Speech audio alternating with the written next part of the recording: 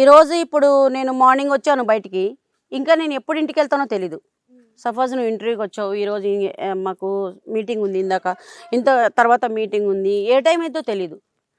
అంటే టైం నిద్రపోవాలి, టయానికి తినాలి, టయానికి పడుకోవాలి, లేకపోతే టీవీ చూసుకోవాలి, లేకపోతే వేరే ధ్యాస అనేది ఉంటే ఈ బిజినెస్లో సక్సెస్ కాలేము. ఎందుకంటే కాలేమంటే ఈరోజు అందరు జెంట్స్ అయినా, ఈరోజు లేడీస్ అయినా ఈ రియల్ ఎస్టేట్ బిజినెస్లో చేయాలి అంటే అందరినీ, చుట్టాలని, పక్కల్ని, ఫ్రెండ్స్ని అన్ని పక్కకి నెట్టి చెత్త డబ్బాలో పెట్టి మనము ఈ పని చేస్తున్నాం అంటే సైటు, ఇల్లు, ఆఫీసు ఇదే నిద్రలో ఉండాలి. మనం కళ్ళు తెరిస్తే బ్రోచర్, కళ్ళు మూస్తే బ్రోచర్, కళ్ళు లేఅవుట్స్ ఇవే కనిపిస్తూ ఉండాలి.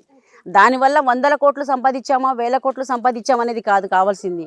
దానివల్ల పని మీద మనకి ఎంత శ్రద్ధ ఉంది, పని మీద మనం ఎంత శ్రద్ధగా పని చేస్తున్నాము ఈ పని మీద అనే ఉద్దేశంతోనూ మనం ముందుకెళ్ళిపోతాం. లేకపోతే